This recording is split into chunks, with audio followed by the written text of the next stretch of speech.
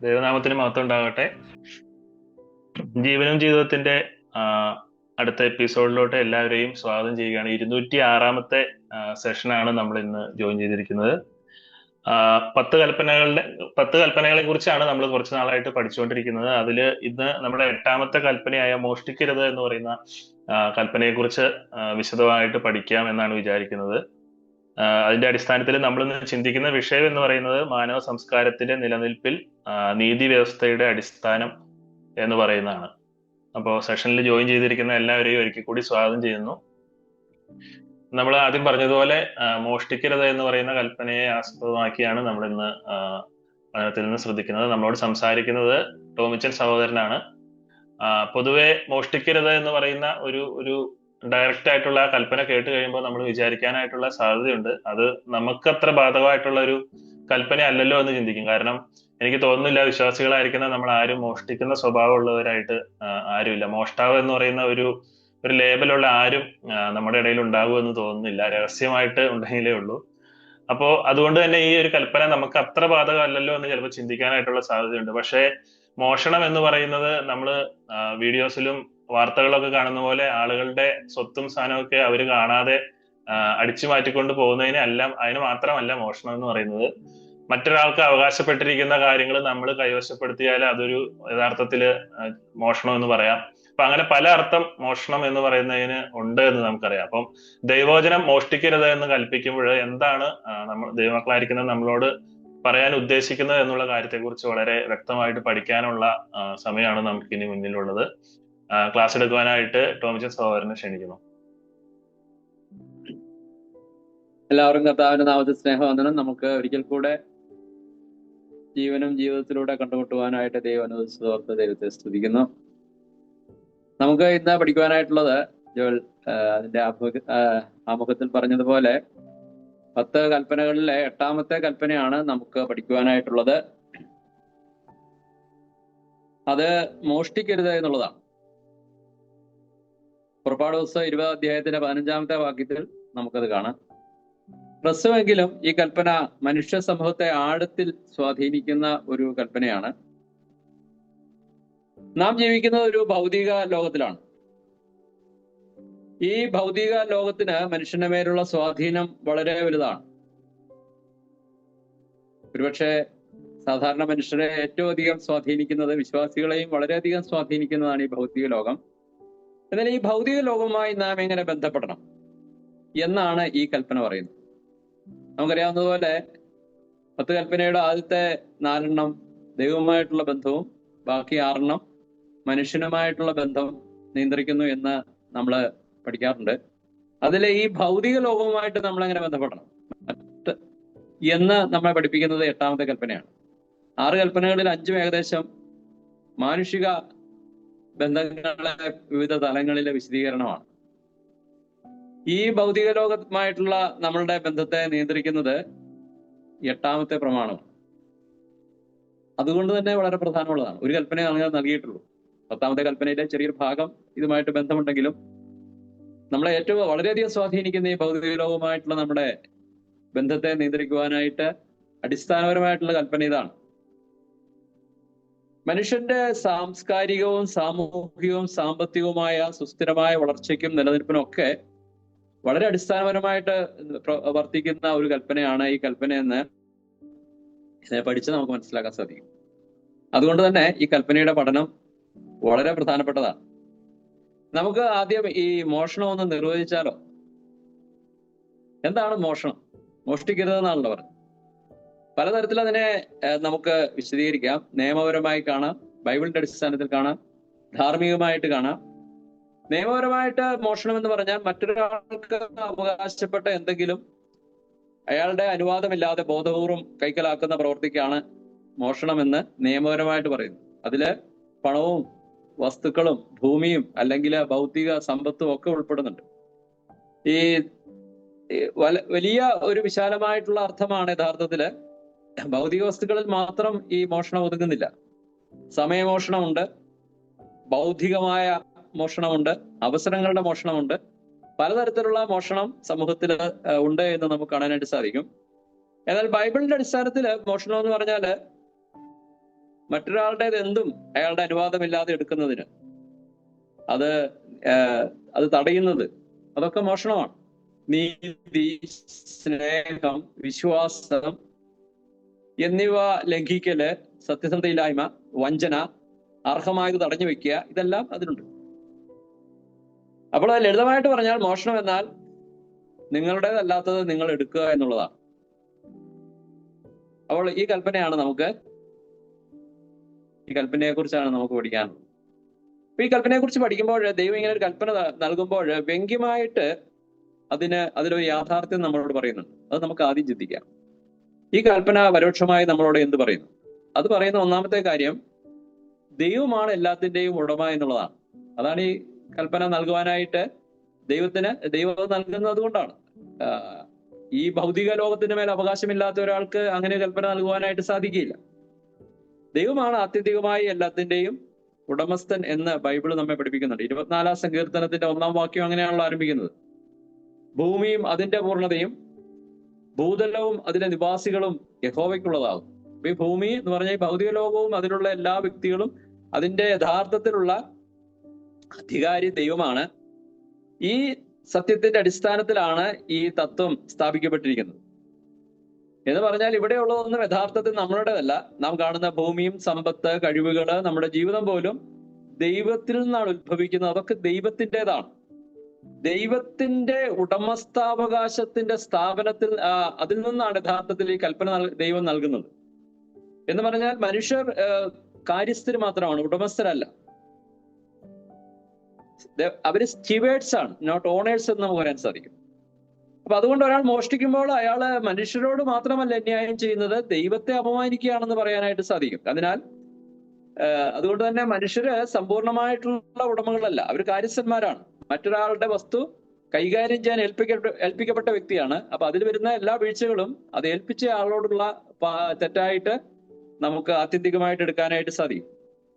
നമുക്ക് ആദത്തെ കുറിച്ച് പഠിക്കുമ്പോൾ ആദം ഈ ലോകത്തിന്റെ ഉടമയല്ലായിരുന്നു എന്ന് നമുക്ക് കാണാൻ സാധിക്കും. ദൈവം ആദത്തിനെ തോട്ടത്തിലാക്കിയത് അതിന്റെ പരിപാലകനായിട്ടാണ്, ഉടമസ്ഥനായിട്ടല്ല. ഉടമസ്ഥ ദൈവത്തിനാണ്.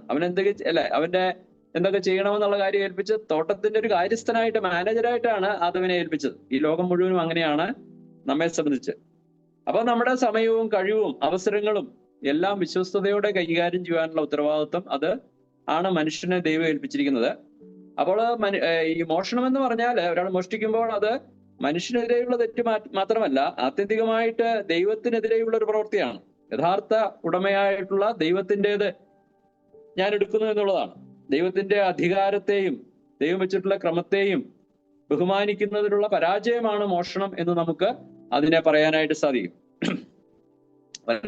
മോഷ്ടിക്കുക എന്ന് പറഞ്ഞാൽ എന്തുകൊണ്ടാണ് മോഷ്ടിക്കുന്നത്? അപ്പോൾ ലോകത്തില് പഠിച്ചാൽ നമുക്കറിയാം, ദൈവത്തിന്റെ കരുതലിലുള്ള വിശ്വാസത്തിന്റെ കുറവാണ്. കാര്യസ്ഥനെ ദൈവം എല്ലാം ഏൽപ്പിച്ചിരിക്കുകയാണ്. അപ്പൊ ഒരു കാര്യസ്ഥന്റെ ഹൃദയത്തിന് മനോഭാവത്തിന് വിരുദ്ധമാണ്. അപ്പോൾ ദൈവം എല്ലാം നൽകുമെന്നുള്ളതില് ദൈവം നൽകുന്നതിന് തൃപ്തനാകാതെ കൂടുതൽ വേണം എന്നുള്ള ചിന്തയിൽ നിന്നാണ് യഥാർത്ഥത്തിൽ ഇത് വരുന്നത്. അപ്പൊ ദൈവത്തിന്റെ ഉടമസ്ഥതയാണ് ഈ കൽപ്പന ഒന്നാമതായിട്ട് ഉറപ്പിക്കുന്നത്. അടുത്തതായിട്ട് ഈ കൽപ്പനയെ കുറിച്ച് നമ്മൾ പഠിക്കുമ്പോൾ ഈ കൽപ്പനയുടെ അടിസ്ഥാനം, ഈ കൽപ്പന ഉണ്ടാകാനുള്ള കാരണം എന്താണെന്ന് ചോദിച്ചാല് അത് ആദ്യ പാപത്തിലേക്കാണ് വിരൽ ചൂണ്ടുന്നത്. എന്തായിരുന്നു ആദ്യത്തെ പാപം? ആദ്യ പാപം ഒരു മോഷണമാണ്. The first sin was a theft എന്ന് നമുക്ക് പറയാനായിട്ട് സാധിക്കും. മനുഷ്യരാശിയിലെ ആദ്യത്തെ മോഷണം നടത്തിയത് ഹൗവയും ആദവുമാണ്. ദൈവം വിലക്കിയത് ആദവും ഹൗവയും എടുത്തു എന്നുള്ളതാണ്. അതാണ് മോഷണം എന്ന് പറഞ്ഞാൽ. അപ്പോൾ തങ്ങളുടേതല്ലാത്തത് മനുഷ്യൻ കൈവശമാക്കുവാനായിട്ട് ശ്രമിച്ചു, കൈവശമാക്കി. അങ്ങനെയാണ് ലോകത്തിലേക്ക് പാപം പ്രവേശിച്ചത്. അപ്പോൾ മനുഷ്യ ചരിത്രത്തിന്റെ തന്നെ നീളമുണ്ട് ഈ പാപത്തിന് എന്ന് നമുക്ക് കാണാനായിട്ട് സാധിക്കും. അപ്പൊ മനുഷ്യ ചരിത്രത്തിലെ ആദ്യത്തെ പാപം മോഷണമായിരുന്നു. മനുഷ്യർക്ക് അവകാശപ്പെടാത്തത് അവൻ കൈയേറി എടുക്കുകയാണ് ചെയ്തത് എന്ന് നമുക്ക് മനുഷ്യന്റെ പാപത്തെ കുറിച്ച് പറയാനായിട്ട് സാധിക്കും. അപ്പോൾ ഒന്നാമത്തെ പാപം തന്നെ ഈ കൽപ്പനയുടെയും കൂടെ ലംഘനമായിട്ട് വന്നു എന്ന് നമുക്ക് പറയാൻ സാധിക്കും. ദൈവം ആദമിനും ഹവ്വയ്ക്കും എല്ലാം നൽകിയതെല്ലാം സ്വാതന്ത്ര്യത്തോടുകൂടി ആസ്വദിക്കുവാനുള്ള പൂർണ്ണ സ്വാതന്ത്ര്യം അവർക്കുണ്ടായിരുന്നു. സൃഷ്ടിയുടെ മേലെ അവർക്ക് ആധിപത്യവും ദൈവം നൽകി, ദൈവത്തോടുള്ള കൂട്ടായ്മയൊക്കെ ദൈവം നൽകി. എന്നാൽ തോട്ടത്തിലുള്ള ഒരു വൃക്ഷത്തെ ഒഴികെ എല്ലാം അവരുടെ നിയന്ത്രണത്തിൽ ഏൽപ്പിച്ചു. ആ ഒരു വൃക്ഷത്തിന്റെ മേലുള്ള നിയന്ത്രണം സമ്പൂർണമായിട്ടും ദൈവത്തിൻ്റെതായിരുന്നു. അത് നന്മതിന്മകളെ കുറിച്ചുള്ള അറിവിന്റെ വൃക്ഷമായിരുന്നു. എന്നാൽ മനുഷ്യൻ ആ വൃക്ഷത്തിൽ നിന്ന്, നന്മതിന്മകളെ കുറിച്ചുള്ള അറിവിന്റെ വൃക്ഷത്തിൽ നിന്ന് ഭക്ഷിക്കാനായിട്ട് തീരുമാനിച്ചപ്പോൾ ദൈവം നൽകാത്തത് കൈവശപ്പെടുത്തുവാനുള്ള ശ്രമമാണ്, അതാണ് മോഷണം. അപ്പൊ ദൈവത്തിൻ്റെത് പിടിച്ചെടുക്കുവാൻ, മനുഷ്യൻ ദൈവത്തിന്റെ പരിധിയിലേക്ക് പ്രവേശിക്കുവാനായിട്ടുള്ള ശ്രമമാണ് ഒന്നാമതായിട്ട് നടത്തിയത്. ഈ ആദ്യ മോഷണത്തിന്റെ അനന്തരഫലം വളരെ ആഴമേറിയതാണ് എന്ന് നമുക്കറിയാം. ലോകത്തിലേക്ക് പാപം പ്രവേശിച്ചു, ദൈവവുമായിട്ടുള്ള ബന്ധത്തിൽ വേർപിരിയലുണ്ടായി, ലജ്ജ, ഭയം, അവസാനം മരണവുമാണ് അതിന്റെ പ്രത്യാഘാതം എന്ന് നമുക്ക് കാണാനായിട്ട് സാധിക്കും. അപ്പോൾ ഓരോ മോഷണവും ഭൂമിയിൽ നടക്കുമ്പോൾ അത് ഭൗതികമായിട്ടുള്ള വസ്തുക്കളായിരിക്കാം, അല്ലായിരിക്കാം, അതെല്ലാം തോട്ടത്തിലെ ആ ആദ്യ നിമിഷത്തെ മനുഷ്യൻ ദൈവം വിലക്കിയതിനെ കൈവശപ്പെടുത്തുവാനുള്ള മനുഷ്യന്റെ ശ്രമത്തിന്റെ ഒരു പ്രതിധ്വനിയാണ് എന്ന് നമുക്ക് പറയുവാനായിട്ട് സാധിക്കും. അപ്പോൾ ദൈവം നൽകിയതിൽ ആശ്രയിക്കാനായിട്ട്, അപ്പോൾ മോഷണം എന്ന് പറഞ്ഞാൽ അത് തന്നെയാണ്. ആദമിനും ഹവ്വയ്ക്കും ദൈവം നൽകിയ നന്മകളില് ദൈവത്തിന്റെ വിശ്വസ്തതയിൽ ആശ്രയിച്ച് ജീവിക്കുവാനായിട്ടുള്ള മനസ്സില്ലായ്മയാണ് അവരെ മോഷണത്തിലേക്ക് നയിച്ചത്. അതുപോലെ തന്നെ ഇപ്പോഴും മനുഷ്യർ മോഷ്ടിക്കുമ്പോൾ, മറ്റുള്ളവരുടേത് വഞ്ചിച്ചെടുക്കുമ്പോഴും ദൈവം നൽകിയതിൽ ആശ്രയിക്കുന്നതിന് പകരം തങ്ങളുടേതല്ലാത്തത് എടുക്കുകയാണ്. ആദ്യ തെറ്റ് മനുഷ്യൻ ആവർത്തിക്കുകയാണ്. ദൈവത്തിൽ ആശ്രയിക്കുന്നതിന് പകരം തങ്ങളുടേതല്ലാത്തത് കൈവശപ്പെടുത്തുവാനുള്ള ശ്രമം. അപ്പൊ ആദ്യത്തെ പാപം ഈ ദൈവത്തിൻ്റെത് കൈവശപ്പെടുത്തുവാനായിട്ടുള്ള ശ്രമം, അല്ലെങ്കിൽ ദൈവത്തിന്റെ മുതലത്തിന്റെ മോഷണമായിരുന്നു എന്ന് നമുക്ക് കാണുവാൻ സാധിക്കും. തുടർന്ന് നമ്മൾ ഈ മോഷണത്തെ കുറിച്ച് കാര്യമായിട്ട് പഠിക്കുമ്പോൾ നമുക്ക് മനസ്സിലാക്കാൻ സാധിക്കുന്നത് ഇതിന്റെ ആരംഭം മോഹത്തിൽ നിന്നാണ് എന്ന് നമുക്ക് കാണാൻ സാധിക്കും. മോഹമാണ്, തെറ്റായിട്ടുള്ള ആഗ്രഹമാണ് പാപത്തിലേക്ക് നയിക്കുന്നത് എന്ന് നമുക്ക് മനുഷ്യന്റെ പാപത്തെക്കുറിച്ച് പഠിക്കുമ്പോൾ നമുക്ക് കാണാൻ സാധിക്കും. അപ്പൊ മോഷണം ആരംഭിക്കുന്നത് കൈകളിലല്ല, അത് ആരംഭിക്കുന്നത് ഹൃദയത്തിലാണ്. ഒരു വസ്തു എടുക്കുന്നതിന് മുമ്പ് തന്നെ അതിനായിട്ടുള്ള മോഹം ഹൃദയത്തില് രൂപപ്പെടുന്നു. ആ ആഗ്രഹം അങ്ങനെ നിയന്ത്രണമില്ലാതെ നമ്മൾ വിട്ടാല് അത് അത്യാഗ്രഹമായി വളർന്ന് അങ്ങനെ പതുക്കെ പാപത്തിന്റെ പ്രവൃത്തിയായിട്ട് മാറുന്നു. അപ്പൊ ഒരു മനുഷ്യൻ കള്ളനായി തീരുന്നത് അവന്റെ ചിന്തയിലാണ്. അതാണ് അവന്റെ പ്രവൃത്തിയിലേക്ക് നടത്തുന്നത്. തങ്ങളുടേതല്ലാത്തതിനു വേണ്ടിയുള്ള ആഴമായിട്ടുള്ള ആഗ്രഹവും അസ്വസ്ഥതയും ഒക്കെയാണ് അത്യാഗ്രഹം. ആ അത്യാഗ്രഹമാണ് യഥാർത്ഥത്തില് ഈ പാപത്തിലേക്ക് നയിക്കുന്നത് എന്ന് നമുക്ക് ഈ പാപത്തെ കുറിച്ച് പഠിക്കുമ്പോൾ മനസ്സിലാക്കാൻ സാധിക്കും. ആഖാനും നമുക്കറിയാം, ആദമിന്റെ ഹവ്വയുടെയും ചരിത്രത്തിൽ അവർ ഫലത്തെ പ്രലോഭനത്തിന് ശേഷം ആ ഫലം കണ്ട് അതെ മോഹിച്ച് നല്ലതെന്ന് കണ്ട് പറിച്ചു തിന്ന് ദൈവത്തിനെതിരെ പാപം ചെയ്യുകയാണ് ചെയ്തത്. അപ്പൊ ആഖാൻ, പഴയ നിയമത്തിലെ യോശുവയുടെ പുസ്തകം 7-ാം അധ്യായത്തിൽ നമ്മൾ കാണുന്ന ആഖാൻ എന്നുള്ള വ്യക്തി തന്റെ പാപത്തെ കുറിച്ച് പറയുന്ന കാര്യം ഇത് തന്നെയാണ്. അന്ന് ആദമിനും ഹവ്വയ്ക്കും സംഭവിച്ചത് തന്നെയാണ്. ആഖാന് പിന്നീട് ഇസ്രായേൽ അങ്ങനെ ഹായ് പിടിച്ചെടുക്കുവാനായിട്ട് പോകുന്നതിന് മുമ്പേ യെരിഹോവിൽ വെച്ച് ആഖാൻ ഉണ്ടായതും ഇതേ പ്രലോഭനമാണ് എന്ന് ആഖാൻ അത് പറയുന്നതായിട്ട് കാണാനായിട്ട് സാധിക്കും. അപ്പോൾ യെരിഹോവിലെ വിജയത്തിന് ശേഷം അവിടെയുള്ള വിലപ്പെട്ട ചില സാധനങ്ങൾ എടുക്കുവാനായിട്ട് അദ്ദേഹം ശ്രമിച്ചു. ആ യുദ്ധത്തില് അതുകൊണ്ട് തന്നെ തുടർന്നുള്ള ഹായ് യുദ്ധത്തില് ഇസ്രായേൽ പരാജയപ്പെടാൻ ഇടയായി തീർന്നു, പലരും മരിക്കാനിടയായി തീർന്നു. അപ്പൊ അതിനെക്കുറിച്ച് ആഖാൻ പറയുന്നത്, അവനെ വിചാരണ ചെയ്തപ്പോ പറയുന്നത്, യോശുവയുടെ പുസ്തകം 7-ാം അധ്യായത്തില്, ഞാന് ബാബിലോണ്യ മേലങ്കിയും, വിശേഷമായ ബാബിലോണ്യ മേലങ്കിയും, അതുപോലെ 200 ശെക്കൽ വെള്ളിയും 50 ശെക്കൽ തൂക്കമുള്ള പൊൻകട്ടിയും കണ്ട് മോഹിച്ചു എടുത്തു എന്നാണ്. മോഹമാണ് ഹവ്വയെ പാപത്തിലേക്ക് നയിച്ചത്, ആദമിനെ നയിച്ചത്, അതുപോലെ തന്നെ അദ്ദേഹത്തെയുമാണ്. എന്നാൽ അതിന്റെ പ്രത്യാഘാതം വളരെ വലുതാണ് എന്ന് നമുക്ക് കാണാൻ സാധിക്കും. അത് മോഷ്ടിച്ച ആഖാനെയും കുടുംബത്തെയും പുറത്തു കൊണ്ടുപോയി അവരെ തീയിട്ട് കല്ലെറിഞ്ഞ് അങ്ങനെ കൊന്നു എന്നാണ് നമ്മൾ വായിക്കുന്നത്. അത് ഈ പാപത്തിന്റെ പ്രത്യാഘാതം വളരെ ഭയാനകമായിട്ട് നമുക്ക് കാണുവാനായിട്ട് സാധിക്കും. അപ്പൊ അതുകൊണ്ട് മോഹമാണ് ഇതിന്റെ ആധാരം അതുകൊണ്ടാണ് ദൈവവചനം പഴയ നിയമത്തിൽ പറയുന്നത്, നിന്റെ ഹൃദയത്തെ സർവ്വ ശക്തിയോടും കൂടെ നിന്റെ ഹൃദയത്തെ, മനസ്സിനെ സൂക്ഷിച്ചുകൊള്ളുക, ജീവന്റെ ഉറവിടം അവിടെ നിന്നാണ്. നന്ദിയും സംതൃപ്തിയും ദൈവത്തിൽ വിശ്വാസവും കൊണ്ട് ഹൃദയം നിറഞ്ഞില്ല എങ്കിൽ അവിടെ അത്യാഗ്രഹം നിറയുകയും അനാവശ്യമായ പാപങ്ങളിലേക്ക്, പാപപ്രവൃത്തികളിലേക്ക് മനുഷ്യൻ വഴുതി വീഴുകയും ചെയ്യുന്നതായിട്ട് നമുക്ക് കാണുവാനായിട്ട് സാധിക്കും. അപ്പൊ യഥാർത്ഥത്തില് അത്യാഗ്രഹത്തിന്റെ പരിഹാരം ആത്മനിയന്ത്രണമല്ല, ഹൃദയത്തിന്റെ പരിവർത്തനമാണ്. അല്ലെ, ദൈവം നൽകിയത്, ദൈവം എനിക്ക് ആവശ്യമുള്ളത് നൽകുന്നുണ്ട് എന്നുള്ള കാര്യം, ദൈവം എനിക്ക് നൽകിയിട്ടുണ്ട് എന്നുള്ള ബോധ്യവും അതിനോടുള്ള കൃതജ്ഞതയുമാണ് അസൂയയ്ക്കും അത്യാഗ്രഹത്തിനും പകരം മനുഷ്യൻ മാറ്റി സ്ഥാപിക്കേണ്ടത്. അങ്ങനെ സംഭവിച്ചില്ല എങ്കിൽ ഈ മോഷണം നടക്കുകയും അതിന്റെ വലിയ പ്രത്യാഘാതം ഉണ്ടാവുകയും ചെയ്യും. മറ്റുള്ളവർക്ക് ദൈവം നൽകുന്നതിൽ സന്തോഷിക്കുവാനും അവൻ നമുക്ക് നൽകിയതിൽ നന്ദിയുള്ളവരായിരിക്കാൻ മനുഷ്യൻ പഠിച്ചാല് ഈ തെറ്റുകളെ ഒഴിവാക്കാനായിട്ട് സാധിക്കും. അപ്പോൾ ഇത് പാപത്തെ, ഈ ഇതിനെ കുറിച്ച് പഠിക്കുമ്പോൾ നമുക്ക് മനസ്സിലാക്കാനായിട്ട് സാധിക്കും, ഇത് ഒരു ശാരീരിക പ്രവൃത്തിയല്ല, യഥാർത്ഥത്തിൽ അത് ഒരു ആത്മീയ പ്രശ്നമാണ്. ഈ മോഷണം എന്നുള്ളത് മോഹത്തിൽ നിന്ന് ഉത്ഭവിക്കുന്നത് കൊണ്ട് അതൊരു ആത്മീയമായിട്ടുള്ള പ്രശ്നമാണ്. അതിനെ അങ്ങനെ തന്നെ കൈകാര്യം ചെയ്യേണ്ടത് ആവശ്യമാണ്. ബാഹ്യമായിട്ടുള്ള പെരുമാറ്റം മാത്രം കൈകാര്യം ചെയ്താല് നമുക്ക് ഈ ആഴത്തിലുള്ള പ്രശ്നത്തെ പരിഹരിക്കാനായിട്ട് സാധിക്കുകയില്ല. ഹൃദയത്തെ രൂപാന്തരപ്പെടുത്തുവാനായിട്ട് ദൈവത്തെ അനുവദിക്കാത്ത വ്യക്തികളുടെ ജീവിതത്തിൽ തങ്ങളുടെ പ്രവൃത്തികളും ഇച്ഛയും ഒക്കെ ദൈവഹിത പ്രകാരം സൂക്ഷിക്കുകയും സംരക്ഷിക്കുകയും ചെയ്യാനായിട്ട് ശ്രദ്ധിക്കാതിരുന്നാൽ ഈ പാപത്തിൽ പല അളവിൽ വീഴാനുള്ള സാധ്യത ഉണ്ട് എന്ന് നമുക്ക് കാണുവാനായിട്ട് സാധിക്കും. തുടർന്ന് നമുക്ക് നമുക്ക് ഈ പാപത്തെ കുറിച്ച് പൊതുവെയാണ് നമ്മൾ പഠിച്ചത്. ഈ കൽപ്പന ദൈവത്തിന്റെ ലോകത്തിന്റെ മേലുള്ള അധികാരത്തെ കാണിക്കുന്നു. മനുഷ്യന്റെ ആദ്യ പാപം ഈ മോഷണവുമായിട്ട് ബന്ധപ്പെട്ടതാണ് എന്ന് നമ്മൾ കണ്ടു. അതുപോലെ തന്നെ മോഹത്തിൽ നിന്നാണ് ഈ പാപം ഉത്ഭവിച്ചത് എന്ന് നമുക്ക് ഉത്ഭവിക്കുന്നത് എന്ന് നമുക്ക് കാണാൻ സാധിക്കും. തുടർന്ന് നമുക്ക് ഈ കൽപ്പനയുടെ പ്രാധാന്യം എന്താണ് എന്ന് ചിന്തിക്കാം. വളരെ പ്രാധാന്യമുള്ള ഒരു കൽപ്പനയാണ് ഈ കൽപ്പന. ഈ കൽപ്പനയുടെ പ്രാധാന്യം എന്താണെന്ന് ചോദിച്ചു കഴിഞ്ഞാല്, സ്വകാര്യ സ്വത്തവകാശത്തിന്റെ സംരക്ഷണം ഈ കൽപ്പനയിൽ അധിഷ്ഠിതമായിട്ടാണ് ഇരിക്കുന്നത്. Private property, it protects the right to private property. അപ്പൊ സ്വകാര്യ സ്വത്ത് സംരക്ഷണം എന്ന് പറയുമ്പോൾ വെറും ഭൗതിക വസ്തുക്കളുടെ ഉടമസ്ഥതയേക്കാൾ അതിന് മാനങ്ങളുണ്ട് എന്ന് നമ്മൾ പറഞ്ഞു.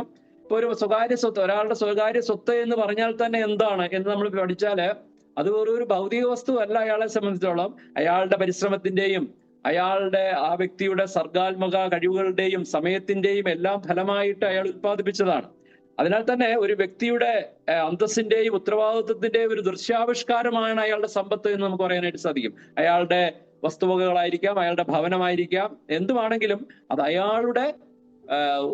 അയാളുടെ പരിശ്രമം, അയാളുടെ അയാളുടെ സർഗാത്മക കഴിവ്, ഇങ്ങനെയുള്ള അയാളുടെ സമയം, ഇങ്ങനെതെല്ലാം കൂടെ ചേർന്നതാണ് ഒരു ഭൗതിക വസ്തു എന്നതുകൊണ്ട് അത് അദ്ദേഹത്തെ വളരെയധികം അല്ലെങ്കിൽ അദ്ദേഹത്തുമായിട്ട് വളരെയധികം അങ്ങനെ ബന്ധപ്പെട്ടിരിക്കുന്നു. അദ്ദേഹത്തിന്റെ പരിശ്രമങ്ങളുടെ ഒരു ദൃശ്യാവിഷ്കാരമാണ്. അപ്പോൾ ഈ കൽപ്പനയെ മോഷണം നടക്കുമ്പോൾ അത് ആ വ്യക്തിയുടെ ജീവിതത്തിലേക്കുള്ള അദ്ദേഹത്തിലേക്കുള്ള ഒരു കടന്നുകയറ്റം കൂടിയാണ്. ഒരു വസ്തു എടുക്കുന്നത് മാത്രമല്ല എന്ന് നമുക്ക് കാണുവാനായിട്ട് സാധിക്കും. അപ്പോൾ ഈ 8ാമത്തെ കൽപ്പന എന്ന് പറയുമ്പോൾ അത് വ്യക്തമായ ഒരു ധാർമ്മിക അതിർത്തി അങ്ങനെ വരച്ചുകൊണ്ട് ദൈവം ഈ അന്തസ്സിനെ സംരക്ഷിക്കുകയാണ് ചെയ്യുന്നത്. മറ്റുള്ളവരുടെ വസ്തുക്കൾ അന്യായമായി എടുക്കരുത് എന്ന് പറയുമ്പോൾ അവരുടെ ആ ഒരു അന്തസ്സിന്റെയും ഉത്തരവാദിത്വത്തിലെയും ഒക്കെ കടന്നു കയറുവാനുള്ള മറ്റു വ്യക്തികളുടെ ശ്രമങ്ങളെ തടയുവാനായിട്ട് ദൈവം വരച്ച ധാർമ്മിക അതിർത്തിയാണ് ഈ കൽപ്പന എന്ന് നമുക്ക് കാണുവാനായിട്ട് സാധിക്കും. ഈ അതിർത്തി അവഗണിച്ചാല് സമൂഹത്തിൽ പിന്നെ നിലനിൽക്കാനായിട്ട് സാധിക്കുകയില്ല. സമൂഹത്തിൽ പിന്നെ നമ്മൾ കാണുന്നത് അത് പെട്ടെന്ന് വലിയ പ്രതിസന്ധിയിലേക്ക് നീങ്ങും. സമൂഹത്തിന്റെ നിലനിൽപ്പ്, അതിന്റെ സ്വൈര്യമായിട്ടുള്ള മുന്നോട്ടുള്ള പോക്ക് ഈ കൽപ്പനയിലാണ് അധിഷ്ഠിതമായിരിക്കുന്നത്. ഉദാഹരണമായിട്ട് ആളുകളെല്ലാം അവർക്ക് ആഗ്രഹിക്കുന്നതെല്ലാം സ്വതന്ത്രമായിട്ട് എടുക്കുവാൻ കഴിയുന്ന ഒരു ലോകം നിങ്ങൾ സങ്കല്പിച്ചു നോക്കിയേ. വീടുകൾ ആക്രമിക്കപ്പെടുന്നു, ബിസിനസ്സുകൾ കൊള്ളയടിക്കപ്പെടുന്നു, ആശയങ്ങൾ മോഷ്ടിക്കപ്പെടുന്നു, മനുഷ്യർ തമ്മിലുള്ള പരസ്പര ബന്ധം അപ്രത്യക്ഷമാകും. അങ്ങനെ സമൂഹത്തില് മൊത്തത്തില് കെയോസ് ആൻഡ് കൺഫ്യൂഷൻ അത് മാത്രമേ പിന്നെ സമൂഹത്തില് ഉണ്ടാവുകയുള്ളൂ. വിശ്വാസമില്ലാതെ, പരസ്പര സഹകരണമില്ലാതെ സമൂഹങ്ങൾക്ക് അങ്ങനെ പ്രവർത്തിക്കും.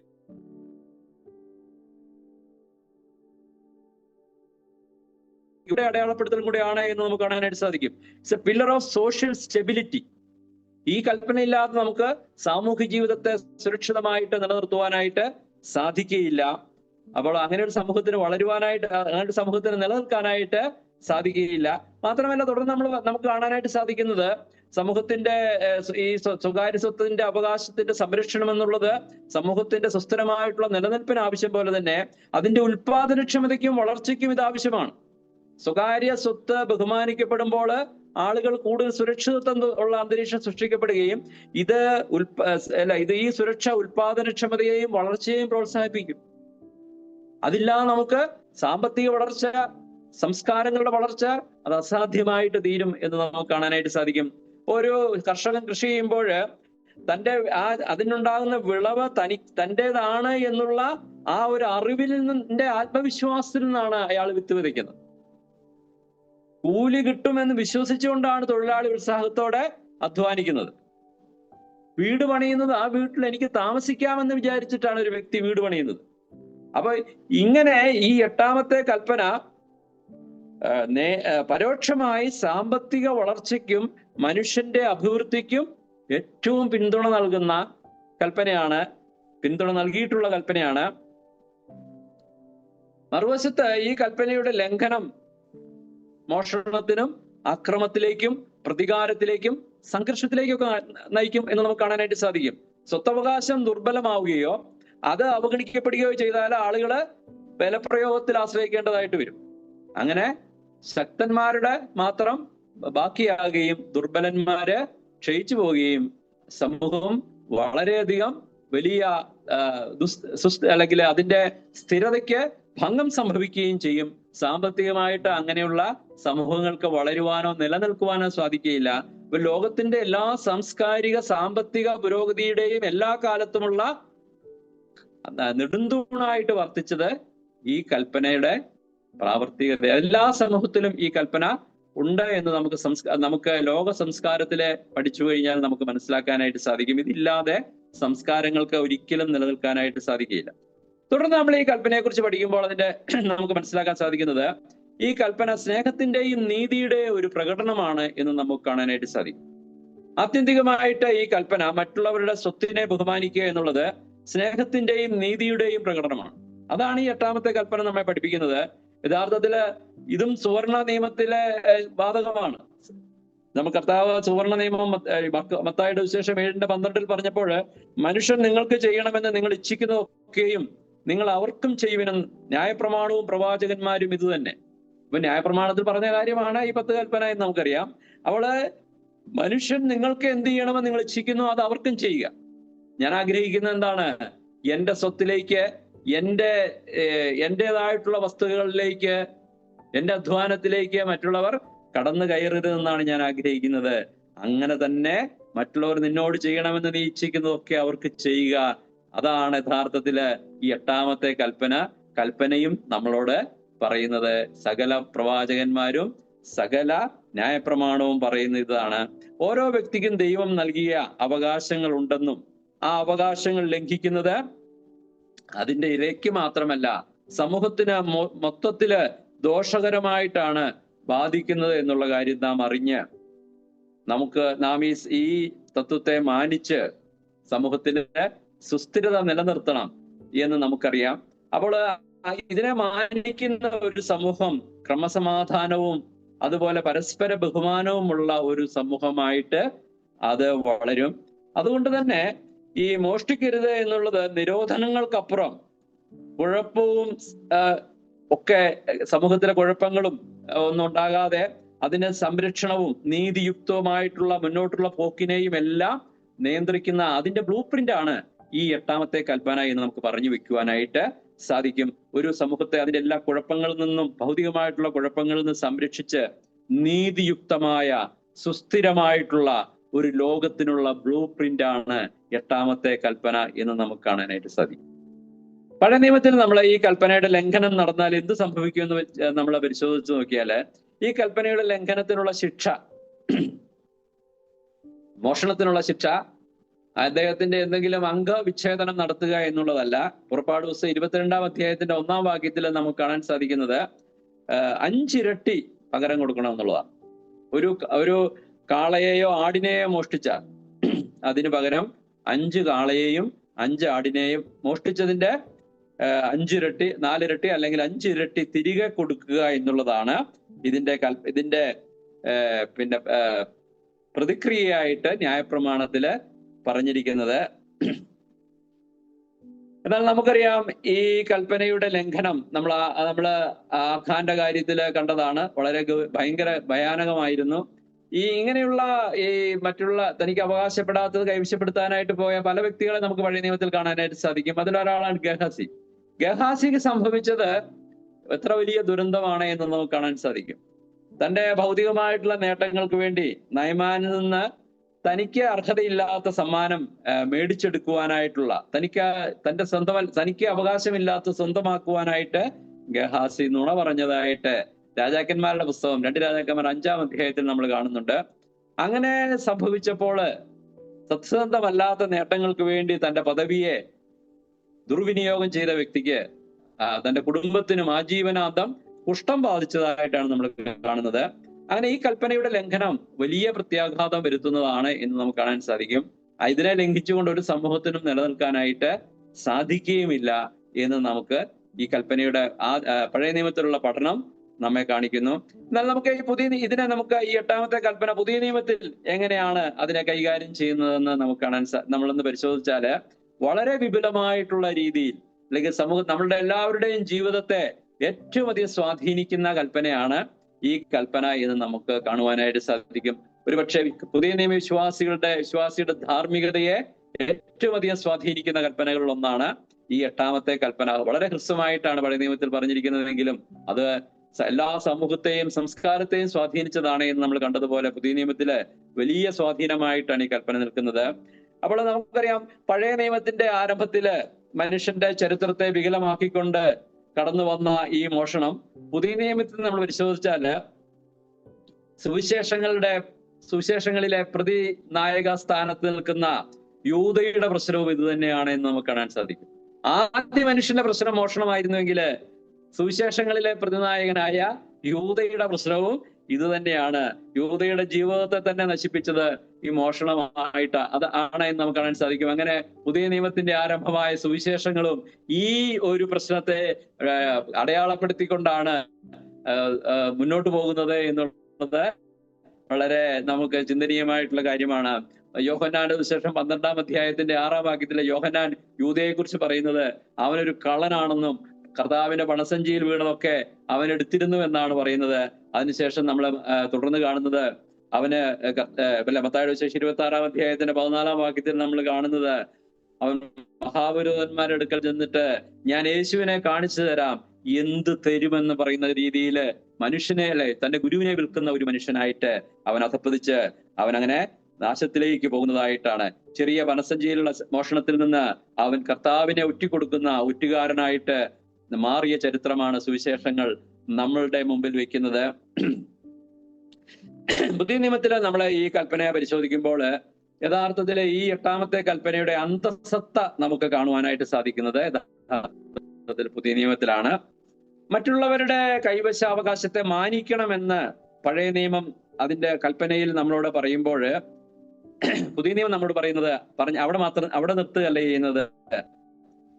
സമ്പത്ത് മറ്റുള്ളവരുമായി പങ്കുവയ്ക്കാൻ കഴിയുന്നിടത്താണ് 8-ാമത്തെ കൽപ്പനയുടെ ആത്മാവ് കുടികൊള്ളുന്നത്. അതാണ് പുതിയ നിയമം നമ്മോട് പറയുന്നത്. ഒരു വസ്തു എടുക്കാതിരിക്കുന്നിടത്തല്ല ഈ കൽപ്പനയുടെ ആത്മാവ് ഇരിക്കുന്നത്, അനുസരണം ഇരിക്കുന്നത്. അത് മാത്രമല്ല, അതിന്റെ അപ്പുറത്തേക്ക് നീങ്ങി നമ്മളുടെ സ്വത്തുക്കൾ മറ്റുള്ളവരുമായിട്ട് പങ്കുവെക്കുവാനായിട്ട് നമുക്ക് കഴിയുന്നിടത്ത് അവിടെയാണ് യഥാർത്ഥത്തിൽ ഈ 8-ാം കൽപ്പനയുടെ അനുസരണം എന്ന് നമുക്ക് കാണുവാനായിട്ട് സാധിക്കും. വളരെ ആഴത്തിലേക്കാണ് ഈ കൽപ്പനയുടെ അനുസരണം പുതിയ നിയമത്തിൽ എന്ന് നമുക്ക് കാണാനായിട്ട് സാധിക്കും.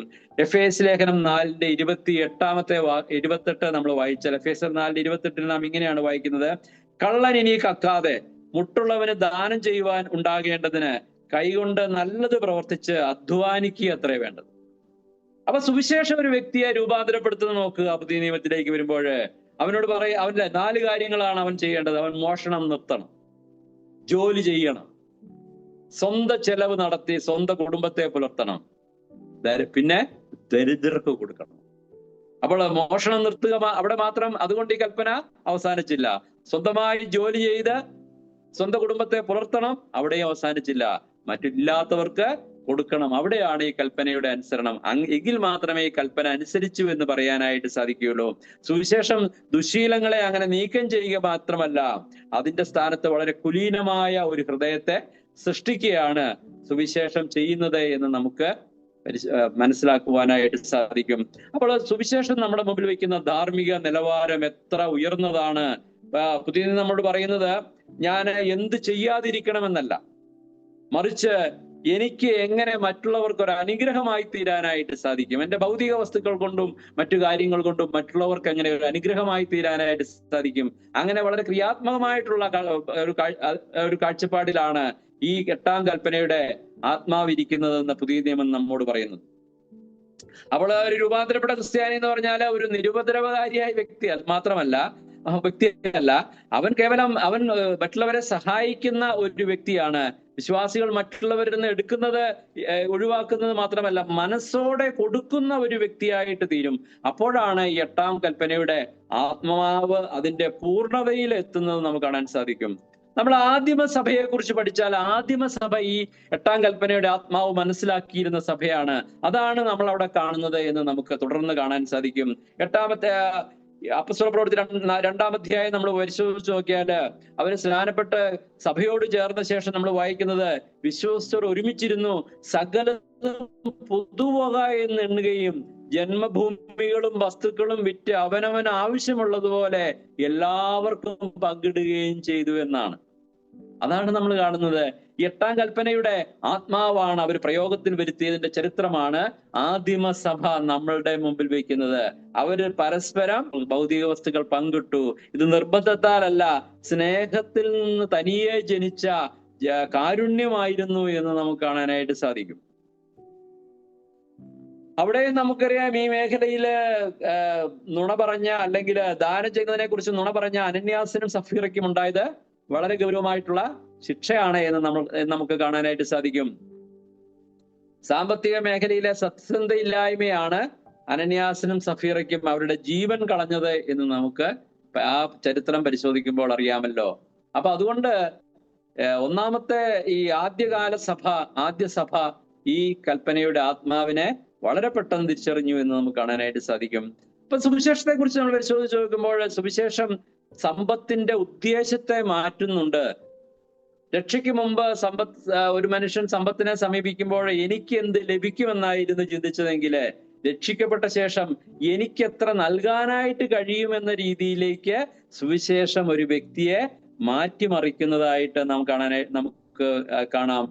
അല്ലെ, നമുക്ക് അപ്പസ്തല പ്രവൃത്തി 20-35 വാക്യത്തിലെ പൗലോസ് പറയുന്നത് എന്താണ്? കർത്താവ് പഠിപ്പിച്ചത് 8-ാം കൽപ്പനയുടെ ആത്മാവ് കർത്താവ് കൽപ്പിച്ച കാര്യം സുവിശേഷങ്ങളിൽ ഇല്ലെങ്കിലും കർത്താവിന്റെ ഒരു വാക്ക് പൗലോസ് കോട്ട് ചെയ്ത് പറയുന്നത് എങ്ങനെയാണ്?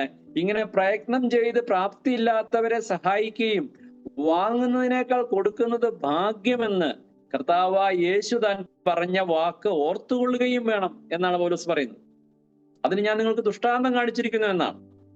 അപ്പോൾ എനിക്കെത്ര ലഭിക്കുമെന്നല്ല, ലഭിക്കുന്നതിനേക്കാട്ടിലും കൊടുക്കുന്നത് ഭാഗ്യമെന്ന് ചിന്തിക്കുന്ന രീതിയിലേക്കുള്ള വലിയ ഹൃദയത്തിന്റെ പരിവർത്തനമാണ് പുതിയ നിയമം വരുത്തുന്നത്. അതുകൊണ്ട് തന്നെ നമുക്കറിയാമല്ലോ, ഈ ഒരു പുതിയ നിയമ വിശ്വാസിയുടെ സ്വഭാവത്തിലെ ലോകത്തിലുള്ള മനുഷ്യർ കാണുന്നത് ഈ 8-ാം കൽപ്പനയുടെ ആത്മാവ് അവനിലുണ്ടോ എന്നുള്ളതാണ് യഥാർത്ഥത്തില് അവരേറ്റവും അധികം കാണുവാനായിട്ട് പോകുന്നത്. അതുകൊണ്ട് തന്നെ നമുക്ക് ഈ കൽപ്പനയുടെ ആത്മാവ് നമുക്ക് നാം മനസ്സിലാക്കുകയും അതനുസരിക്കുകയും ചെയ്യുവാനുള്ള ഉത്തരവാദിത്വം നമുക്കുണ്ട്. ക്രിസ്ത്യാനിറ്റി ലോകത്തിന്റെ മുമ്പിൽ അടയാളപ്പെടുത്തുന്നത് ഈ കൽപ്പനകളുടെ അനുസരണത്തിലാണ് എന്ന് നമുക്ക് കാണാൻ സാധിക്കും. അപ്പം അതിനെ വിശ്വാസിയെ സംബന്ധിച്ച് സമ്പത്ത് എന്നുള്ളത് കേവലം ആഡംബരത്തിനോ സ്വാർത്ഥ ജീവിതത്തിനോ സുരക്ഷയ്ക്കോ വേണ്ടിയുള്ളത് മാത്രമല്ല. അതാണ് യഥാർത്ഥത്തിലെ സക്കായിയുടെ ചരിത്രം നമ്മളോട് പറയുന്നത്. കർത്താവിൽ വരുന്നതിന് മുമ്പേ സക്കായി എന്തായിരുന്നു?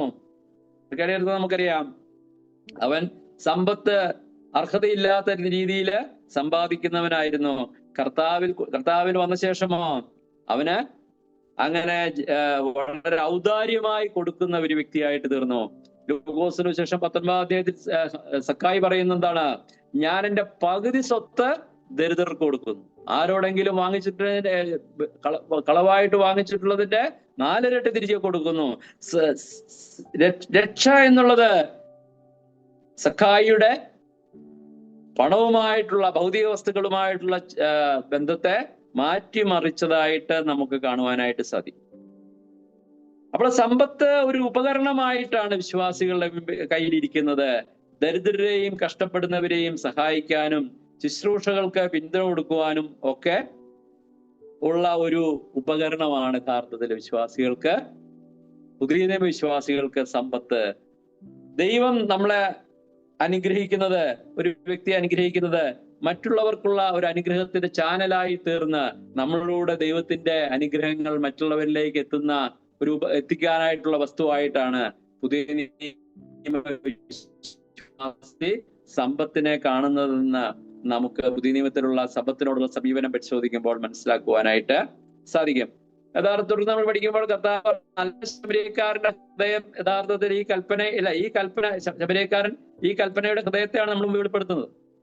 നല്ല ശമരിയക്കാരൻ ഈ 8-ാം കൽപ്പനയുടെ ഹൃദയത്തെ നമ്മുടെ മുമ്പിൽ വെളിപ്പെടുത്തുന്നത്. നമുക്കറിയാം ലൂക്കോസിന് വിശേഷം 10-ാം അധ്യായത്തില് അങ്ങനെ മുറിവേറ്റ് കിടന്ന വ്യക്തിയുടെ അടുക്കലേക്ക് കൂടെ പോയ പുരോഹിതനോ ലേവിനോ ആ മുറിവേറ്റ വ്യക്തിയിൽ നിന്നൊന്നും മോഷ്ടിച്ചില്ല. അവനെ സഹായിച്ചില്ലെന്നേ ഉള്ളൂ, അവരൊന്നും മോഷ്ടിച്ചില്ല. എന്നാൽ ഈ ശമരിയക്കാരൻ അങ്ങനെ തിന്മ ഒഴിവാക്കുന്നതിന്റെ അപ്പുറത്തേക്ക് പോയി അവന് നന്മ ചെയ്തു. അവിടെയാണ് ശമരിയക്കാരനെ കർത്താവ് അഭിനന്ദിക്കുന്നത്. അല്ലെങ്കിൽ നമ്മളോട് അങ്ങനെയുള്ള വ്യക്തികളാകുവാനായിട്ടാണ് കർത്താവ് പറഞ്ഞത്. അവനെ നമ്മൾ പഠിക്കുമ്പോൾ അവൻ നിന്നു, ആ വ്യക്തിക്ക് വേണ്ടി അവൻ നിന്നു, അവന്റെ സമയം കൊടുത്തു, അവനെ ശുശ്രൂഷിച്ചു, ത്യാഗം ചെയ്തു, പണം ചിലവഴിച്ചു. അവന്റെ ഉത്തരവാദിത്വമെല്ലാം ഏറ്റെടുത്ത് ഇനി എന്തെങ്കിലും വന്നാൽ ഞാൻ തരാമെന്നാണ് പറഞ്ഞത്. അങ്ങനെ ശുശ്രൂഷിക്കുകയും സമയം ചെലവഴിക്കുകയും പണം ചെലവഴിക്കുകയും ത്യാഗം ചെയ്യുകയും ഉത്തരവാദിത്വങ്ങൾ ഏറ്റെടുക്കുകയും ചെയ്യുന്നിടത്താണ് പുതിയ നിയമത്തിൽ ഈ കൽപ്പനയുടെ അനുസരണം ഇരിക്കുന്നത്. മറ്റുള്ളവർ ഏറ്റവും ശ്രദ്ധിക്കുന്നത് ഈ കൽപ്പനയോടുള്ള വിശ്വാസിയുടെ സമീപനമാണ് എന്നുള്ള കാര്യം നാം ഓർത്തിരിക്കേണ്ടത് ആവശ്യമാണ്. അപ്പൊ പുതിയ നിയമത്തിന്റെ നിലവാരം കേവലം ദോഷം ചെയ്യരുത് എന്നുള്ളതല്ല, നിന്നെ പോലെ നിന്റെ അയൽക്കാരനെയും സ്നേഹിക്കുക എന്നിടത്താണ്. 8-ാം കൽപ്പനയുടെ പോസിറ്റീവ് വശമാണ് പുതിയ നിയമം നമ്മുടെ മുമ്പിൽ വയ്ക്കുന്ന സ്നേഹം. ഈ കൽപ്പനയുടെ മോഷ്ടിക്കരുത് എന്നുള്ള കൽപ്പനയുടെ ക്രിയാത്മകമായിട്ടുള്ള വശം സ്നേഹമാണ്. അപ്പൊ നമ്മൾ നേരത്തെ കണ്ടതുപോലെ ഒരു സ്വാർത്ഥ ഹൃദയം ചോദിക്കുന്നത് എനിക്ക് എന്ത് ലഭിക്കുമെന്നാണ്. എന്നാൽ സ്നേഹം ചോദിക്കുന്നത് എന്താണ്? എനിക്ക് എന്ത് നൽകാൻ കഴിയും? അപ്പൊ ക്രിസ്തീയത എന്നുള്ളത് ഉടമസ്ഥനെ കാര്യസ്ഥനാക്കി മാറ്റുന്നു എന്ന് പറയാൻ സാധിക്കും. Christianity transforms ownership into stewardship. അതാണ് ക്രിസ്ത്യാനിത്വം വരുത്തുന്ന വലിയ മാറ്റം. അപ്പൊ നമ്മുടെ കൈവശമുള്ളതെല്ലാം ആത്യന്തികമായി നമ്മുടേതല്ല, ദൈവത്തിൻ്റെതാണ്. നമ്മളുടെ പണം, കഴിവ്, സ്വത്ത്, സമയം, അവസരം, ഇതിന്റെ എല്ലാം മാനേജർമാരാണ് നമ്മള്, ഉടമകളല്ല എന്നുള്ള കാഴ്ചപ്പാടാണ് പുതിയ നിയമത്തിൽ നമുക്ക് കാണുവാനായിട്ട് സാധിക്കുന്നത്. അപ്പോൾ ഈ കൽപ്പന അതിന്റെ പൂർണ്ണ അർത്ഥത്തിൽ നാം അനുസരിക്കുമ്പോൾ നാം മോഷണത്തിന്റെയും അപ്പുറത്തേക്ക് പോവുകയാണ് ചെയ്യുന്നത്. നമ്മള് അങ്ങനെ ഭൗതിക വസ്തുക്കളുടെ മേലുള്ള നമ്മുടെ പിടി അങ്ങനെ പതുക്കെ അയയുകയും നമ്മളുടെ ഹൃദയത്തെ നിത്യമായ മൂല്യങ്ങളുമായിട്ട് അങ്ങനെ അലൈൻ ചെയ്യാനായിട്ട്, അങ്ങനെ സംയോജിപ്പിക്കാനായിട്ട് തുടങ്ങുകയും ചെയ്യും. അപ്പൊ നാം ഉടമസ്ഥനേക്കാൾ കൂടുതലായിട്ട് ഉടമയേക്കാൾ എന്നതിനേക്കാൾ ഉപരിയായി ഉദാരമതിയായ വിശ്വസ്തനായിട്ടുള്ള ഒരു ഗ്രഹവിചാരകനായി മാറുകയാണ്. അങ്ങനെ നമ്മൾ സ്വർഗത്തിൽ നിക്ഷേപം ശേഖരിക്കുന്ന വ്യക്തിയായിട്ട് മാറുന്നു. അതാണ് യഥാർത്ഥത്തിൽ പുതിയ നിയമത്തിൽ സംഭവിക്കുന്ന ഈ കൽപ്പനയുടെ അനുസരണം എന്ന് പറഞ്ഞാൽ. ഭൗതിക വസ്തുക്കളുടെ മേലുള്ള പിടിപതുക്കെ അയഞ്ഞ് അങ്ങനെ ഹൃദയം നിത്യതയുടെ മൂല്യങ്ങളുമായിട്ട് ഹൃദയം അങ്ങനെ അലൈൻ ചെയ്ത് അങ്ങനെ അവൻ അങ്ങനെ ഒരു ഉദാരമതിയായി, ഉടമസ്ഥൻ അങ്ങനെ ഉദാരമതിയായിട്ട് ഈ വസ്തുക്കളുമായി ഇടപെടുകയും അവൻ അങ്ങനെ സ്വർഗത്തിൽ നിക്ഷേപങ്ങൾ സ്വരൂപിക്കുന്ന ഒരു വ്യക്തിയായിട്ട് മാറുകയും ചെയ്യുന്നു. നല്ല ഒരു കാര്യസ്ഥനായിട്ട് മാറുന്നു. അതാണ് നമുക്ക് പുതിയ നിയമത്തിൽ കാണാൻ സാധിക്കുന്നത്. യഥാർത്ഥത്തിൽ തുടർന്ന് നമ്മൾ പരിശോധിക്കുമ്പോൾ ഈ കൊടുക്കലിനൊക്കെ നമുക്ക് പുതിയ നിയമത്തിലെ ഏറ്റവും വലിയ മാതൃക നമ്മുടെ കർത്താവാണ് എന്ന് കാണുവാനായിട്ട് സാധിക്കും. കൊടുക്കുന്നതിന്റെ അല്ലെങ്കിൽ ഈ 8-ാം കൽപ്പനയുടെ അനുസരണത്തിന് വിശ്വാസികൾക്ക് മാതൃക കർത്താവാണ്. ഈ കൽപ്പനയുടെ യഥാർത്ഥത്തിൽ ആത്മാവ് എന്നുള്ളത് നമ്മളുടെ സ്വത്ത് നമുക്കുള്ളതിനെ മറ്റുള്ളവരുമായി പങ്കിടുക എന്നുള്ളതാണ് എന്ന് നാം കണ്ടു. മാതൃക നമുക്കറിയാവുന്നതുപോലെ കർത്താവ് തന്നെയാണ്. അവന്റെ സമയം, അവന്റെ ശക്തി, അവന്റെ ജീവിതം, അവന്റെ ജീവൻ, അതെല്ലാം നമ്മൾക്കായിട്ട് അവൻ നൽകി. 2 കൊരിന്ത്യർ 8-ാം അധ്യായത്തിൽ നമ്മൾ വായിക്കുന്നത് പോലെ നമ്മുടെ കർത്താവ് കർത്താവായ യേശു സമ്പന്നനായിരുന്നിട്ടും അവന്റെ ദാരിദ്ര്യത്താൽ നിങ്ങൾ സമ്പന്നരാകേണ്ടതിന് നിങ്ങൾ നിമിത്തം ദരിദ്രരായി തീർന്ന കൃപ നിങ്ങൾ അറിയുന്നുവല്ലോ. അപ്പൊ ചരിത്രത്തിലെ ഏറ്റവും വലിയ ക്രൂശാണ്. Cross is the greatest act of giving history. മനുഷ്യ ചരിത്രത്തിലെ ഏറ്റവും വലിയ കൊടുക്കൽ. മനുഷ്യന്റെ ദൈവത്തിന്റെ മഹത്വം പാപത്തിലൂടെ മനുഷ്യൻ കവർന്നെടുത്തു. എന്നിട്ടും കർത്താവ് കൃപയോടെ ത്യാഗത്തോടെ അതിനോട് പ്രതികരിച്ചു. കർത്താവ് പറഞ്ഞു, സ്വീകരിക്കുന്നതിനേക്കാൾ കൊടുക്കുന്നതാണ് അനുഗ്രഹം. ആദ്യ നൂറ്റാണ്ടിലെ സഭ ഈ കൽപ്പനയുടെ ആത്മാവ് മനസ്സിലാക്കി അതിന്റെ ആഴത്തിലുള്ള അനുസരണം അവർ ചെയ്തു. അവർ ത്യാഗപൂർവം സ്നേഹിക്കുകയും സന്തോഷത്തോടെ പങ്കിടുകയും അനുകമ്പയോടെ മറ്റുള്ളവരെ ചേർത്ത് നിർത്തുകയും ചെയ്ത് അങ്ങനെ എട്ടാമത്തെ കൽപ്പന അതിന്റെ നിവൃത്തി എന്നുള്ളത് എടുക്കുക എന്നതിൽ നിന്ന് മാറി അങ്ങനെ കൊടുക്കുന്നതായിട്ട്, എടുക്കരുത് എന്നുള്ള കൽപ്പനയിൽ നിന്ന് കൊടുക്കുക എന്നുള്ളതിലേക്ക് ക്രിസ്ത്യാനിത്വം ഈ കൽപ്പനയെ മാറ്റിയതായിട്ട് നമുക്ക് കാണുവാനായിട്ട് സാധിക്കും. അതാണ് ക്രിസ്തീയത ഈ കൽപ്പനയുടെ അനുസരണത്തിൽ ചെയ്തത്. തുടർന്ന് നമ്മൾ ഈ കൽപ്പനയെ കുറിച്ച് പരിശോധിക്കുമ്പോൾ ഈ കൽപ്പനയുടെ എട്ടാമത്തെ കൽപ്പന മനുഷ്യന്റെ അവകാശങ്ങളുടെ സുരക്ഷിതത്വത്തിനായുള്ള കൽപ്പനയാണ് നമ്മൾ കണ്ടു. എന്നാൽ ഈ അവകാശങ്ങളുടെ പൂർണ്ണമായിട്ടുള്ള സുരക്ഷിതത്വം നിത്യതയിലാണ് എന്ന് നമുക്ക് ദൈവവചനം പരിശോധിക്കാൻ മനസ്സിലാക്കാനായിട്ട് സാധിക്കും. എട്ടാം കൽപ്പനയുടെ പൂർണ്ണത അത് നമ്മൾ കാണുന്ന നിത്യതയിലാണ്. കർത്താവ് അതിനെ കുറിച്ച് പറഞ്ഞു. മത്തായിയുടെ സുവിശേഷം 6-ാം അധ്യായത്തിൽ കർത്താവ് പറഞ്ഞു, പുഴുവും തുരുമ്പും കെടുക്കുകയും കള്ളന്മാർ തുരന്നു മോഷ്ടിക്കുകയും ചെയ്യുന്ന ഈ ഭൂമിയിൽ നിങ്ങൾക്ക് നിക്ഷേപം സ്വരൂപിക്കരുത്. പുഴുവും തുരുമ്പും കെടുക്കാതെയും കള്ളന്മാർ തുരന്നു മോഷ്ടിക്കാതെയും ഇരിക്കുന്ന സ്വർഗത്തിൽ നിക്ഷേപം സ്വരൂപിച്ചുകൊള്ളുവിൻ. നിന്റെ നിക്ഷേപമുള്ളയിടത്ത് നിന്റെ ഹൃദയവും ഇരിക്കും. അപ്പോൾ നമ്മളുടെ അവകാശങ്ങൾ അവയുടെ പൂർണ്ണ അർത്ഥത്തില് കണ്ടെത്തുവാനായിട്ട് നമുക്ക് ഈ താൽക്കാലിക ലോകത്തിൽ ഒരിക്കലും സാധിക്കുകയില്ല. അതിന്റെ എല്ലാ അർത്ഥത്തിലും അതിന്റെ സുരക്ഷിതത്വവും അതിന്റെ ആത്മാവും അതിന്റെ എല്ലാ മേഖലകളും നമുക്ക് അതിന്റെ പൂർണ്ണതയിൽ കാണാനായിട്ട് കഴിയുന്നത് നിത്യതയിലാണ്. നമുക്ക് കർത്താവ് പൗലോസ് പറഞ്ഞ പോലെ അവനവൻ ശരീരത്തിലിരിക്കുമ്പോൾ ചെയ്ത് നല്ലതാകിലും തീയതാകിലും തക്കവണ്ണം പ്രാപിക്കുവാനായിട്ട് ക്രിസ്തുവിന്റെ ന്യായാസനത്തിന് മുമ്പിൽ നമ്മൾ വെളിപ്പെട്ട് അങ്ങനെ തക്കവണ്ണം പ്രാപിച്ച് നിത്യതയിലേക്ക് പ്രവേശിക്കുമ്പോൾ നമുക്ക് കാര്യം അറിയാം, അവിടെ പാപമില്ല, അവിടെ മോഷണമില്ല. ദൈവത്തിൽ എല്ലാം സുരക്ഷിതമായ നഷ്ടഭയമില്ലാത്ത ഒരു നിത്യത നമുക്ക് കാണാൻ സാധിക്കും. യഥാർത്ഥത്തില് നിത്യതയിലാണ് ഈ കൽപ്പനയുടെ പൂർണ്ണ അർത്ഥത്തില് ഉള്ള സുരക്ഷിതത്വം നമുക്ക് നൽകുവാനായിട്ട് നിത്യതയ്ക്ക് മാത്രമേ സാധിക്കുകയുള്ളൂ. ക്രിസ്തുവിലുള്ള നമ്മളുടെ ശാശ്വതമായ അവകാശങ്ങൾ, നമ്മുടെ അവകാശം, നമ്മുടെ പ്രതിഫലം, കർത്താവുമായിട്ടുള്ള നമ്മളുടെ ആ ബന്ധം, അതൊന്നും ഒരിക്കലും നമ്മളിൽ നിന്ന് എടുത്തു കളയാതെ നമുക്കുള്ളതെല്ലാം നിത്യമായിട്ട് നമ്മളുടെ കയ്യിലിരിക്കുന്ന, അല്ലെങ്കിൽ നമ്മുടെ സുരക്ഷിതത്വത്തിന് യാതൊരു വിധത്തിലുള്ള ഭീഷണിയും ഇല്ലാത്ത ഒരു നിത്യത. അതാണ് കർത്താവ് അതിനുവേണ്ടി അധ്വാനിക്കുക എന്നാണ് കർത്താവ് നമ്മളോട് പറഞ്ഞത്. അപ്പോൾ അതിന്റെ പൂർത്തീകരണത്തിൽ നമ്മൾ കാണുന്നത് ദൈവം തന്നെ നമ്മുടെ നിത്യ അവകാശമായിട്ട് മാറുകയാണ്. കർത്താവാണ് നമ്മുടെ നിത്യ അവകാശം. ആ അവകാശത്തെ കവരുവാനായിട്ട് ആർക്കും കഴിയാതെ വണ്ണമുള്ള ഒരു നിത്യതയാണ് ദൈവം നമുക്ക് വേണ്ടി അങ്ങനെ കരുതിയിരിക്കുന്നത് എന്ന് നമുക്ക് കാണുവാനായിട്ട് സാധിക്കും. എന്റെ പ്രിയപ്പെട്ടവരെ, അതുകൊണ്ട് നമ്മൾ മനസ്സിലാക്കേണ്ടത് സഭയുടെ ഉത്തരവാദിത്വം, നമ്മളുടെ ഉത്തരവാദിത്വം എന്നുള്ളത് ആരും ഉപേക്ഷിക്കപ്പെട്ടവരായിട്ട് തോന്നാതെ ദരിദ്രരെ ബഹുമാനിക്കുന്ന, ഔദാര്യം അങ്ങനെ ഒഴുകുന്ന, വിഭവങ്ങൾ ദൈവരാജ്യത്തിന്റെ സേവയ്ക്കായിട്ട് അങ്ങനെ പ്രയോജനപ്പെടുത്തുന്ന ഒരു സ്ഥലമായിട്ട് ദൈവത്തിന്റെ സഭ, വിശ്വാസികളുടെ ജീവിതങ്ങൾ തീരുക. അവിടെയാണ് ഈ ലോകത്തിൽ നമ്മളുടെ ഈ കൽപ്പനയുടെ അനുസരണം എന്ന് നമുക്ക് മനസ്സിലാക്കുവാനായിട്ട് സാധിക്കും.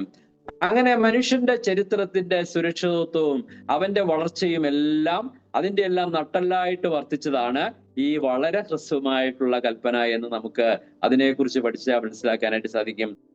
അപ്പൊ ഈ കൽപ്പനയുടെ അനുസരണമാണ് യഥാർത്ഥത്തില് ക്രിസ്ത്യാനിത്വത്തെ ലോകത്തിന് മുമ്പിൽ അടയാളപ്പെടുത്തുന്നത്. ഒരു വിശ്വാസിയുടെ ജീവിതത്തിന്റെ വ്യതിയാനവും അവന്റെ ജീവിതത്തിൽ എത്രത്തോളം കർത്താവിനെ അവൻ മനസ്സിലാക്കിയിട്ടുണ്ട് എന്നുള്ള കാര്യങ്ങളൊക്കെ ലോകത്തിന് മുമ്പിൽ വരച്ചു കാണിക്കുന്നത് നമ്മൾ ഈ ലോകത്തോടുള്ള നമ്മളുടെ സമീപനമാണ് എന്ന് നമുക്കറിയാം. ഇപ്പൊ സക്കായിയുടെ ജീവിതത്തില് വന്ന പരിവർത്തനത്തെ ലോകം അറിയുന്നത് അവന്റെ 8ാമത്തെ കൽപ്പനയുടെ ആത്മാവിനെ അവൻ കണ്ടെത്തിയെടുത്താണ്. ആദ്യ നിയമസഭയെ ആദ്യ കാല അല്ലെങ്കിൽ 1-ാം നൂറ്റാണ്ടിലെ സഭയെ കുറിച്ച് നാം മനസ്സിലാക്കുന്നത് അവരുടെ ജീവിതത്തിൽ വന്ന വ്യതിയാനം, അത് ലോകമറിഞ്ഞത് അല്ലെങ്കിൽ ഇന്നും ആദരിക്കുന്നതിന് കാരണം അവരുടെ ഈ 8ാമത്തെ പ്രമാണത്തോടുള്ള അവരുടെ സമീപനം, അതിന്റെ ആത്മാവ് അവർ പ്രയോഗത്തിൽ വരുത്തി. അവര് തങ്ങളുടെ സ്വത്ത് വസ്തുവകകളും മറ്റുള്ളവരുമായി പങ്കുവെക്കുന്നവരായി തീർന്നു. അതാണ് യഥാർത്ഥത്തിൽ അവരെ വ്യത്യസ്തരായിട്ട്, ലോകത്തിൽ നിന്ന് വ്യത്യസ്തരാക്കി തീർത്തത് അതാണ് എന്ന് നമുക്ക് കാണാനായിട്ട് സാധിക്കും. അതുകൊണ്ട് ഈ കാലത്തും വിശ്വാസികളുടെ ഈ സ്വത്തിനോടുള്ള, ഈ ലോകത്തിലുള്ള വസ്തുവകകളോടുള്ള അവരുടെ സമീപനം, മറ്റുള്ളവരുടെ സ്വത്തിനോടുള്ള അവരുടെ സമീപനം, അതൊക്കെ ക്രിസ്ത്യാനികളുടെ ജീവിതത്തിന്റെ രൂപാന്തരത്തിന്റെ അളവുകോലായിട്ട് ഇരിക്കുന്നു എന്നുള്ള കാര്യം നാം മനസ്സിലാക്കിയിരിക്കേണ്ടത് ആവശ്യമാണ്. ഈ മേഖലയിലുള്ള നമ്മളുടെ ഒരു വിശ്വാസിയുടെ പരാജയം നമുക്കറിയാം, അത് വലിയ അവരുടെ ക്രിസ്തീയ സുവിശേഷത്തിന്റെ സന്ദേശത്തോടുള്ള കാണിക്കുന്ന ഒരു അപരാധമായിട്ടിരിക്കും. നമ്മൾ സ്വർഗീയ പൗരന്മാരാണെന്ന് പറയുകയും ഭൗതികതയോടുള്ള പിടി അയയാതിരിക്കുകയും ചെയ്യുന്നിടത്ത് നമ്മുടെ സന്ദേശവും നമ്മുടെ ജീവിതവും തമ്മിലുള്ള വൈരുദ്ധ്യം കാണാനായിട്ട് സാധിക്കും.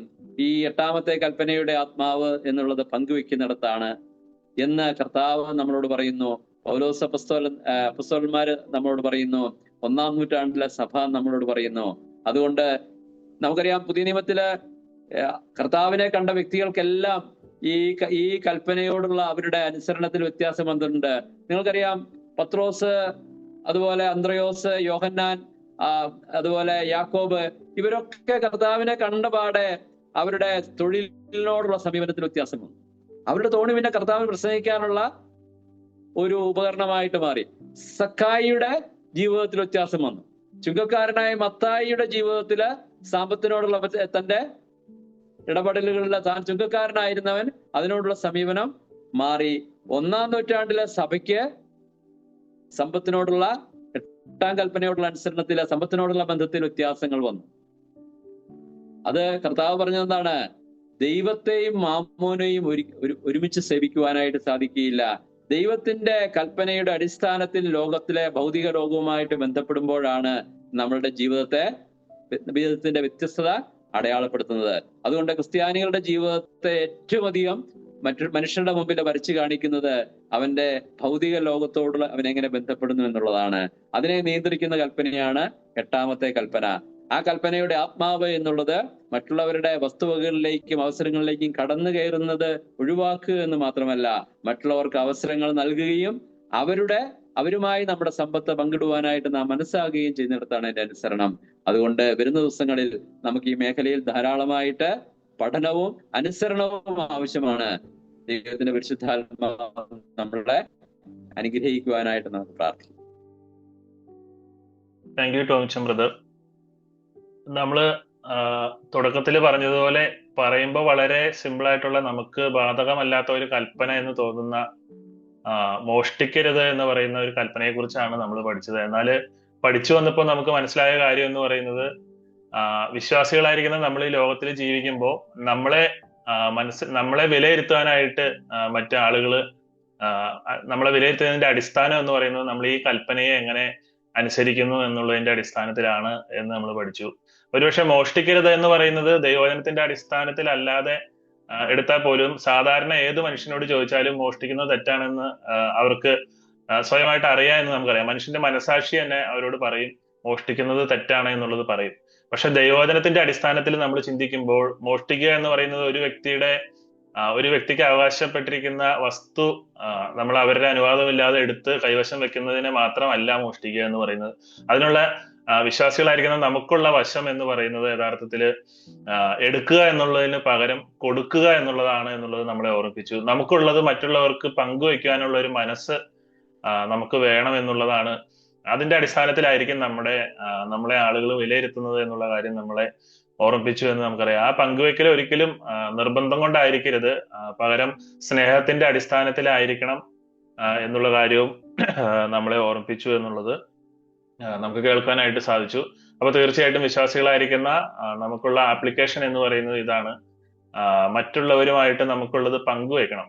ദൈവം നമ്മളെ ഈ ലോകത്തിൽ ഏൽപ്പിച്ചിരിക്കുന്ന കാര്യങ്ങളെല്ലാം അതിന്റെ ഒന്നും ഉടമസ്ഥര് നമ്മളല്ല. അത് കൈകാര്യം ചെയ്യാൻ മാത്രമാണ് ദൈവം നമ്മളെ ഏൽപ്പിച്ചിട്ടുള്ളത് എന്നുള്ള ഒരു ബോധ്യം നമുക്കുണ്ടെങ്കിൽ നമുക്ക് ലഭിച്ചിരിക്കുന്ന കാര്യങ്ങളെല്ലാം പങ്കുവെക്കാനായിട്ട് നമുക്ക് സാധിക്കും. സ്നേഹബന്ധത്തിൽ നമുക്ക് പങ്കുവെക്കാനായിട്ട് സാധിക്കും എന്നുള്ളത് നമ്മൾ പഠിച്ചു. അപ്പോ ചുരുക്കം പറഞ്ഞു കഴിഞ്ഞാല് നമ്മുടെ ജീവിതമായിട്ട് ബന്ധപ്പെട്ട് കിടക്കുന്നതിൽ ഏറ്റവും വലിയ ഒരു കൽപ്പന തന്നെയാണ് ഈ മോഷ്ടിക്കരുത് എന്ന് പറയുന്നത് എന്നാണ് നമ്മൾ സഹോദരനോട് കേട്ടത്. അപ്പൊ നമുക്ക് ഈ കേട്ട വചനത്തെ ഓർത്തും അത് നമ്മുടെ ജീവിതത്തിൽ ഇത് നമ്മൾ അപ്ലൈ ചെയ്യാനായിട്ടും ദൈവം സഹായിക്കേണ്ടതിനായിട്ടും നമുക്ക് ഒരു നിമിഷം പ്രാർത്ഥിക്കാം.